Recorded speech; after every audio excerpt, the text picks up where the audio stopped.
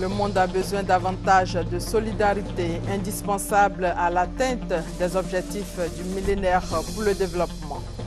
Message du président Alassane Ouattara hier à la tribune des Nations Unies.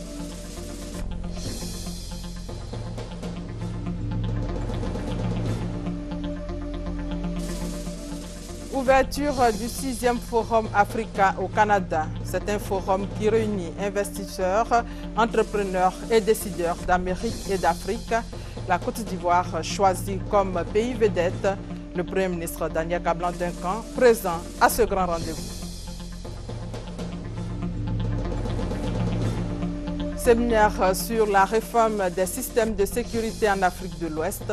Une dizaine de pays se donnent les moyens pour faire face aux menaces des criminels et autres terroristes. Bienvenue à tous. Le chef de l'État, vous le savez, s'est adressé hier à la tribune de la 68e session de l'Assemblée générale des Nations unies qui avait pour thème le programme de développement de l'après-2015, Plantons le décor. Le chef de l'État a indiqué que ce thème nous interpelle tous, individuellement et collectivement, sur notre capacité à relever le défi du développement. Awa Touré pour plus de détails. Deuxième jour du débat général de la 68e session, troisième orateur du jour, le président de la République Alassane Ouattara, avant d'aborder le thème de cette session, et au moment où il prend la parole pour la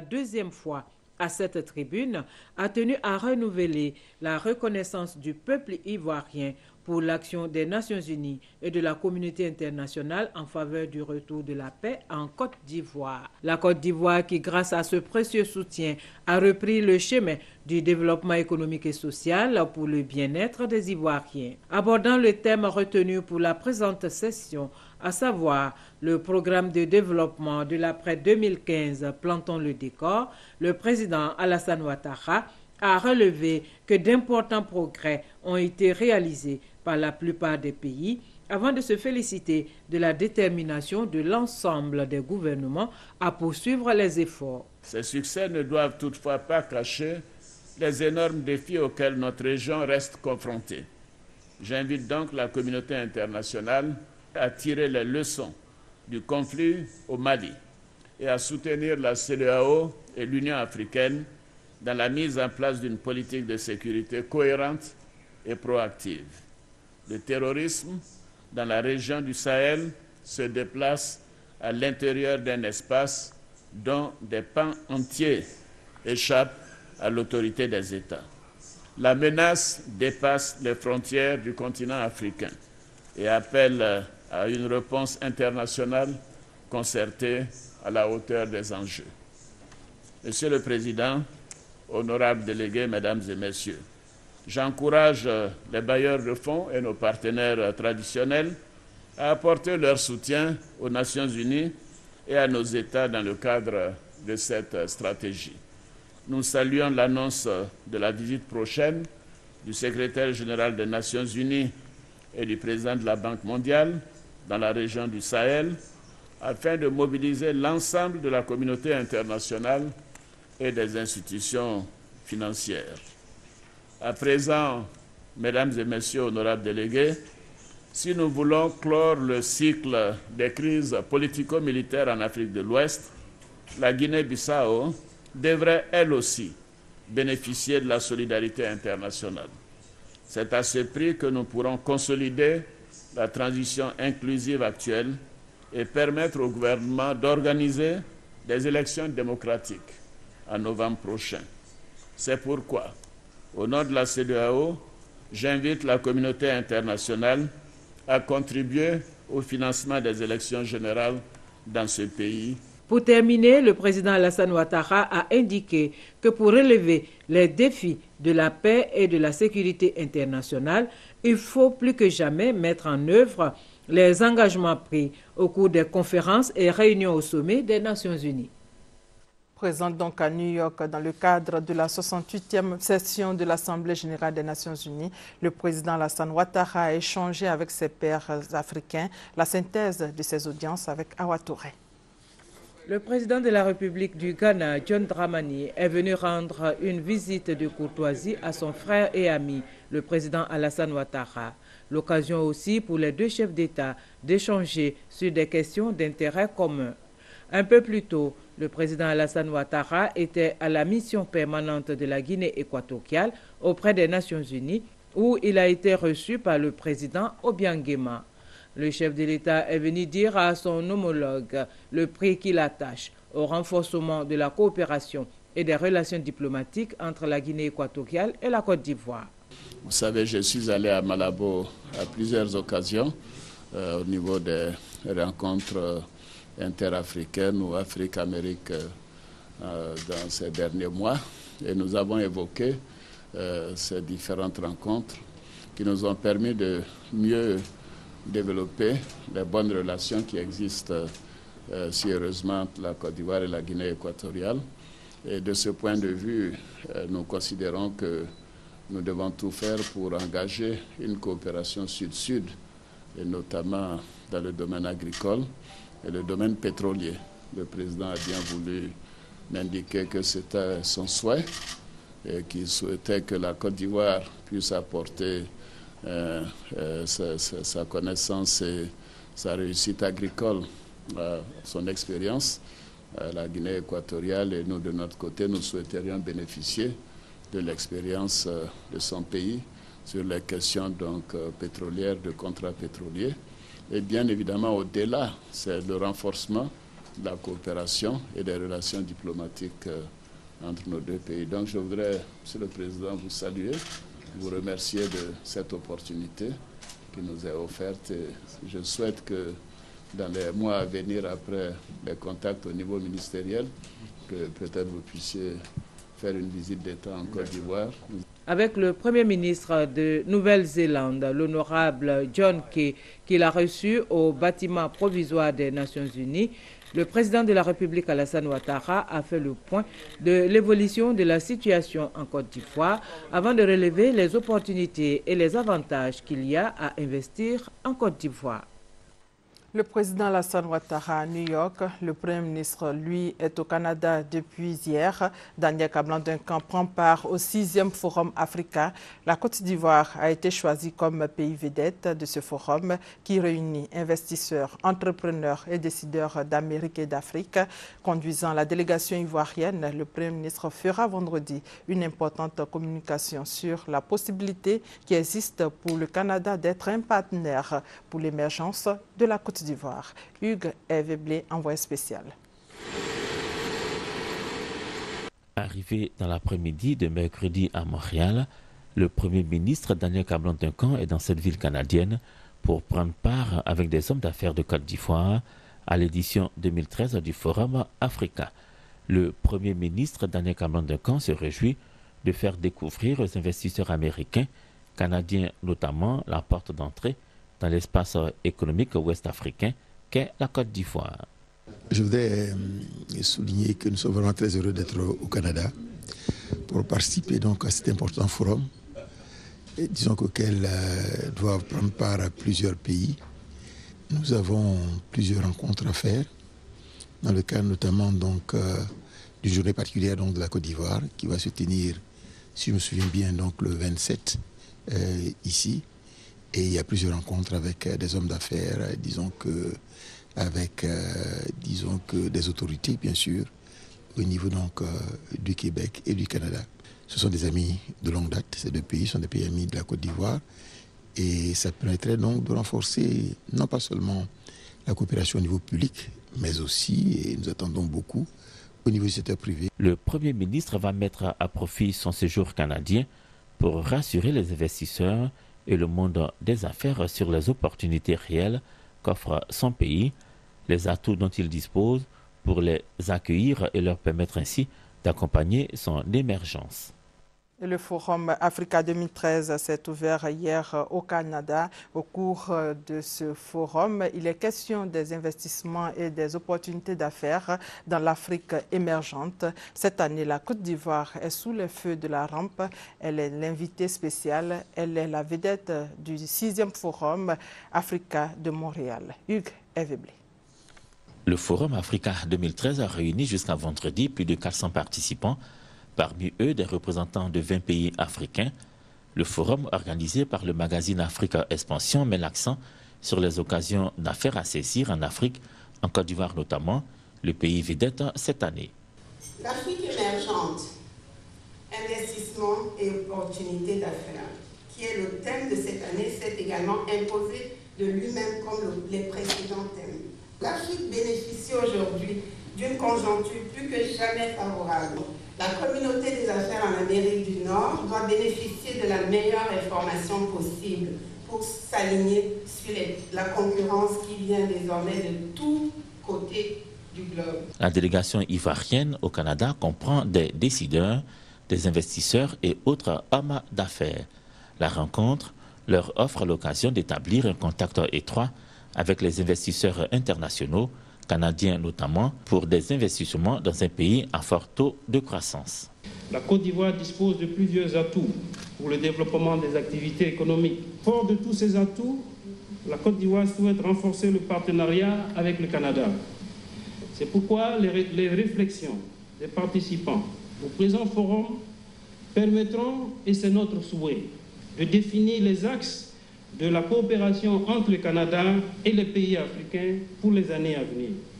C'est donc avec beaucoup d'intérêt que nous suivrons les discussions de ce Forum Africa. Le Canada, un partenaire de choix pour l'émergence de la Côte d'Ivoire, c'est le message essentiel ivoirien à cette rencontre de Montréal.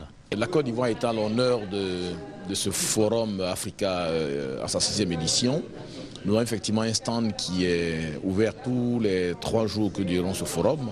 C'est un stand qui va être l'image de la Côte d'Ivoire gagnante et cette Côte d'Ivoire qui a le cap sur l'émergence. Le Premier ministre Daniel Kablan-Duncan portera la voix officielle de la Côte d'Ivoire au 6e Forum Africa. Le chef du gouvernement animera une conférence sur les occasions d'affaires à saisir dans son pays. Et justement, ici à Abidjan, pour la maîtrise des droits publics, le ministère de l'Économie a mis en place un comité interministériel. Tous les acteurs du dit comité ont été instruits sur la gestion des dépenses publiques au cours d'une conférence publique. Douad Lazer. Le ministère de l'Économie et des Finances veut mobiliser en 2014 plus de 600 milliards de francs CFA pour faire face aux dépenses publiques. Déjà, en 2013, 40 politiques publiques ont été identifiées, 18 sont en voie d'être lancées. Ces politiques publiques concernent les projets communautaires à réaliser pour permettre aux populations de vivre dans de bonnes conditions. Pour réussir cette démarche de bonne gouvernance, tous les acteurs au développement sont mobilisés pour revisiter ces politiques publiques en vue de la modernisation de l'action publique.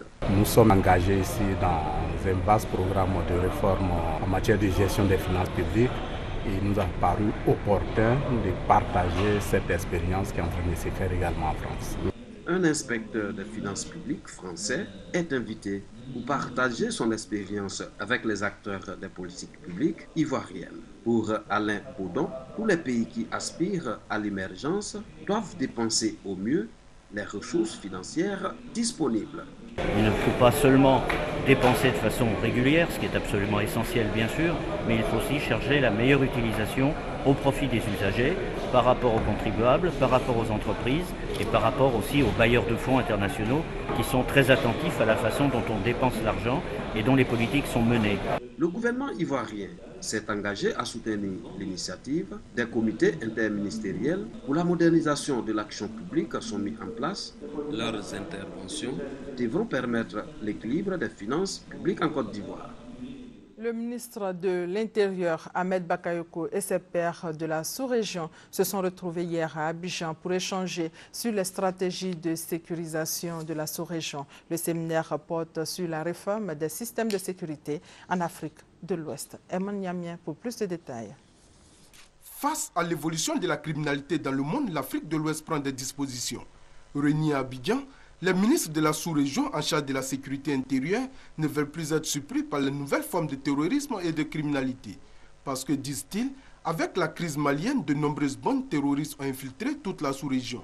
Il faut donc, selon eux, la mise en place d'une véritable stratégie pour lutter contre ces fléaux. D'où ce séminaire sur la réforme des systèmes de sécurité en Afrique de l'Ouest. C'est essentiel de partager nos connaissances, nos pratiques, nos bonnes pratiques dans le domaine. C'est essentiel de bien identifier nos menaces. Bien souvent, on n'imagine même pas d'où vient la menace. Un problème au ministère de l'Éducation nationale, jugé mineur, peut devenir une menace. Il ne faut jamais reculer devant des mesures courageuses qui vous permettent d'anticiper sur l'avenir, qui vous permettent de mieux sécuriser vos populations, qui vous permettent de donner la liberté. L'initiative des États ouest africains est saluée par le professeur Alain Bauer. Selon ce professeur de criminologie, la criminalité et le terrorisme tels que pratiqués il y a une trentaine d'années ont beaucoup évolué.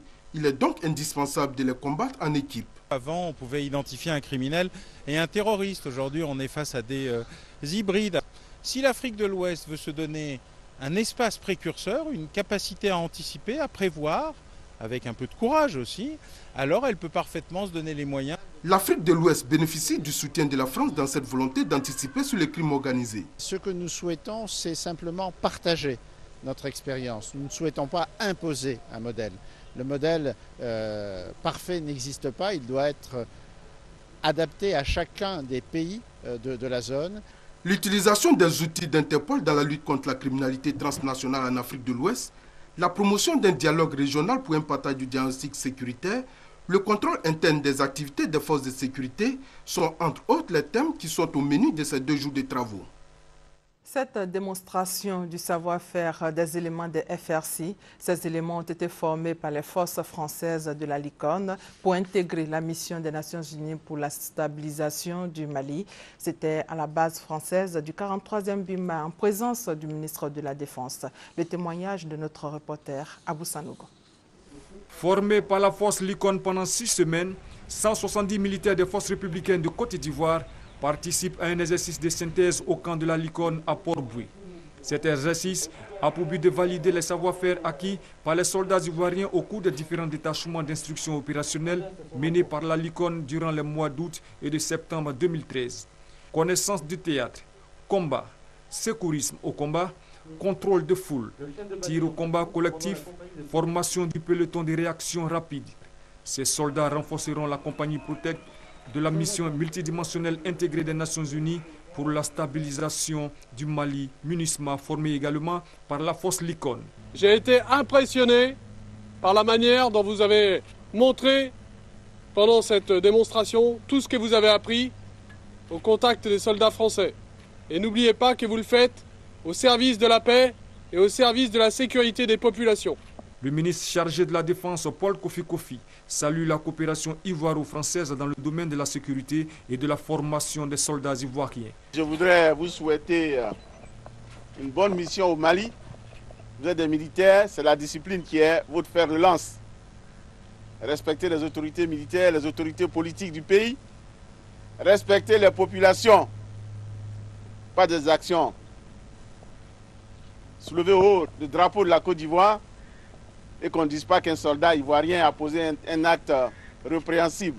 Cette compagnie est composée de militaires ivoiriens issus de 2 sections du bataillon d'infanterie de Daloa, une section du bataillon des commandos parachutistes et une section du bataillon blindé d'Abidjan. De redoutables gangsters arrêtés à Katiola, ils sévissaient dans les domiciles et sur les routes, troublant la quiétude des citoyens. Le compte rendu de Kwadjo Kwame.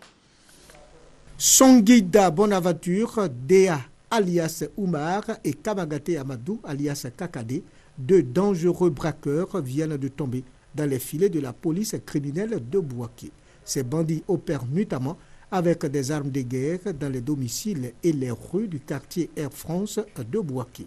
Connu sous le nom du groupe de l'ONUCI, ce gang trouble la quiétude de nombreux foyers.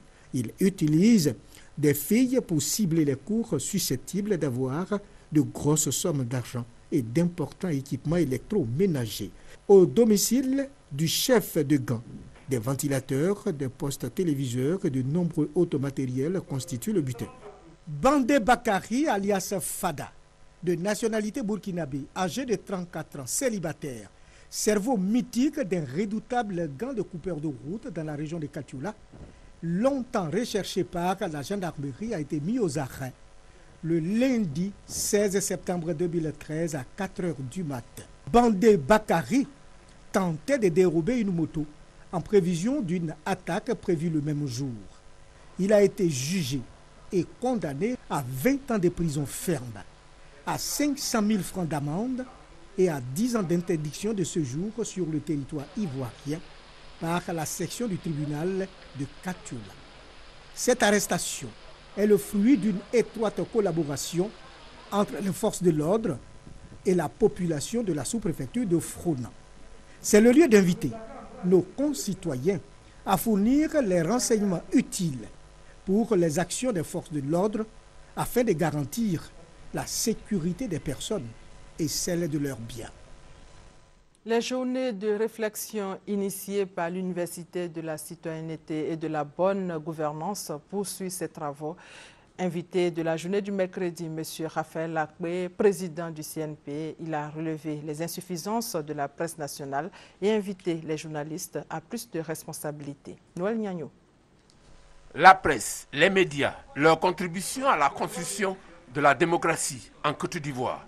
Le sujet de la 3e journée de réflexion initiée par l'Université de la citoyenneté et de la bonne gouvernance.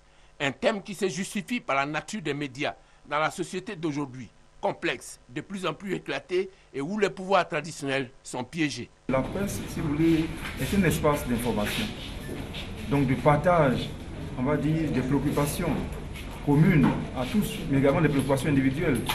La presse a un rôle d'éclaireur. Et de ce point de vue, si la presse n'informe pas, bien, ça veut dire que tout le monde est aveugle.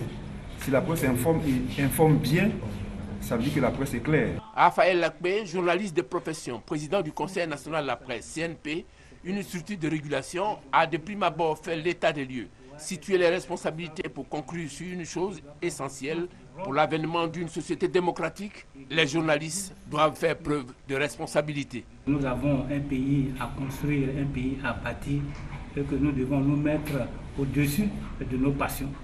Et nous devons rester à l'intérieur de notre profession. Nous ne devons pas agir en lieu et place des hommes politiques. Nous sommes des journalistes, nous sommes des médiateurs et nous devons le rester. Une énième recommandation depuis l'avènement du pluralisme des médias en Côte d'Ivoire. Peut-être que cette fois sera la bonne. Et mardi dernier, la journée de l'Université de la citoyenneté à l'ISTC a été marquée par un panel sur les conflits en Afrique. Les détails avec Léon Bro. Qui est responsable des conflits en Afrique? Répondant à cette question de l'Université de la citoyenneté et de la bonne gouvernance, le professeur Kwasi Yao indique deux sources de conflits. Il y a des situations où la responsabilité de l'extérieur est, comment on appelle, je dirais, est flagrante. Oui, il y a des moments où la responsabilité des Africains est engagée. Il faut pouvoir le dire également. Et donc, c'est, si vous voulez, l'agrégation de ces deux catégories de facteurs qui permet de lire un conflit. Pour le conférencier, les puissances étrangères pêchent par leur seule volonté à maintenir leur domination sur l'Afrique.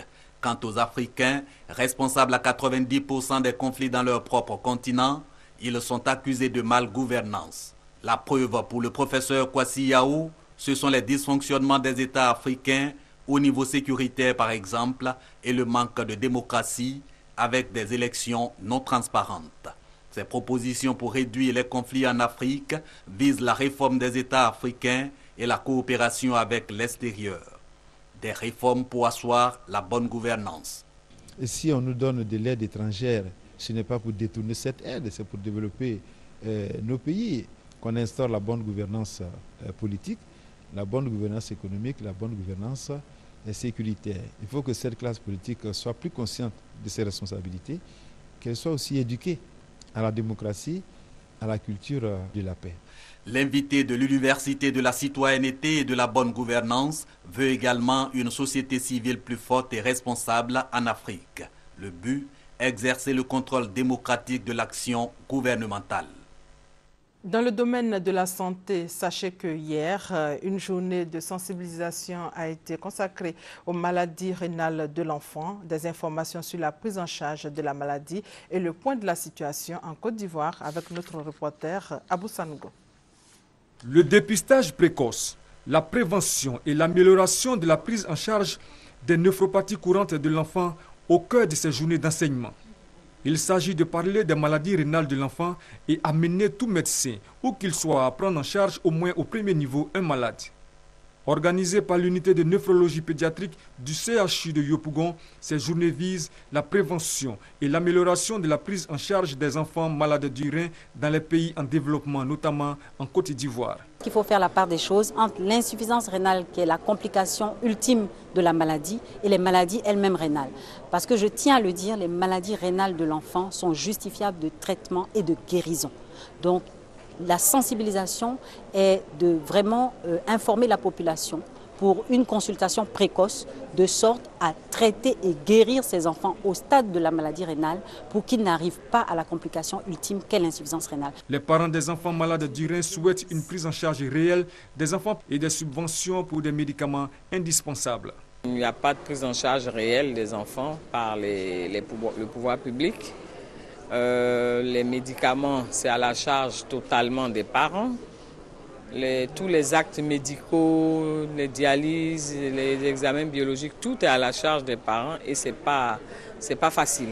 Nous, ce qu'on souhaiterait, c'est qu'il y ait une facilité d'accès aussi à ces médicaments-là. Des praticiens du Burkina Faso, du Mali, du Ghana et du Congo bénéficient de l'expertise des enseignants de renommée internationale à ces journées d'enseignement autour du thème « Maladie rénale de l'enfant ».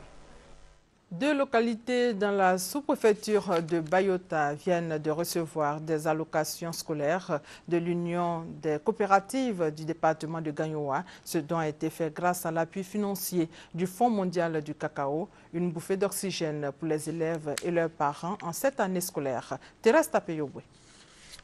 Ce sont 50 écoliers et leurs mamans qui ont reçu des allocations scolaires de l'Union des coopératives du département de Gagnoa et du Fonds mondial du cacao. Chaque enfant a ainsi perçu une enveloppe de 120 000 francs repartie comme suit. 40 000 francs pour l'achat de la tenue et des fournitures scolaires. Les 80 000 restants sont destinés à la mère de l'écolier pour développer des activités génératrices de revenus. Toutes les femmes qui ont reçu ces aides seront encadrées et évaluées par l'ANADER. Une grande joie pour les élèves bénéficiaires et leurs mamans, mais également pour les responsables des coopératives. Je suis très heureuse. Je compte faire le commerce avec cet argent. Donner une allocation scolaire à un enfant, c'est permettre aux producteurs d'accroître ses revenus. C'est un. Et au-delà, quand la mère, par son activité génératrice de revenus, participe au budget familial, c'est aussi accroître les revenus des producteurs. Les autorités politiques, administratives et les responsables de l'éducation de Bayota ont exprimé leur gratitude aux responsables de l'Union des coopératives du département de Gagnoa et à leurs partenaires, le Fonds mondial du cacao, pour ce geste de portée sociale. Vaste opération de réhabilitation de la voirie dans le district de Yamoussoukro. Les travaux se poursuivent dans le but de donner un nouveau visage à la ville de Yamoussoukro. Eugène Atoubé. Hier, cette route à grande circulation menant à l'Institut national polytechnique Fauboigny à partir de la mairie de Yamoussoukro constituait pour les usagers un danger permanent. De part et d'autre des emprises, le bitume s'était littéralement affaissé pour laisser voir deux trous béants. Aujourd'hui, cette route a été restaurée, mettant ainsi fin à sa dangerosité. Par rapport à les trous, souvent il y a des voitures qui cassent les pneus. Et puis il y a des motos qui font des accidents aussi ici. Là. De ce côté, ça va, c'est derrière, bon, il y a encore des trous, mais ça va un peu.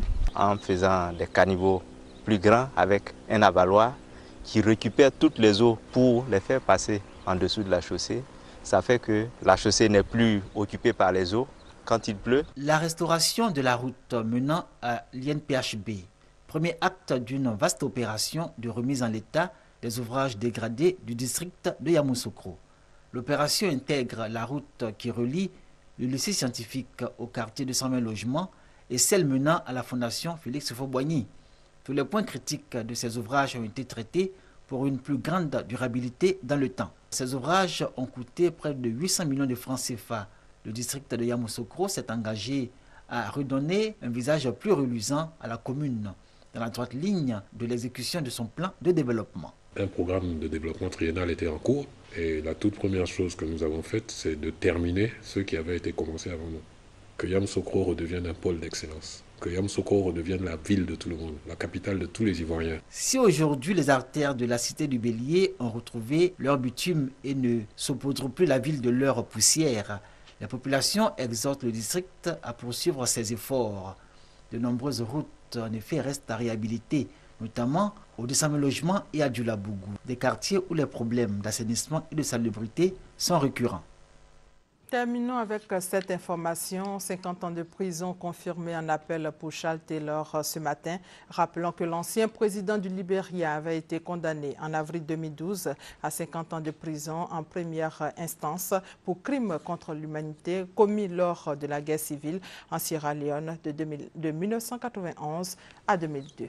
Et c'est la fin de cette édition. Merci de votre fidélité.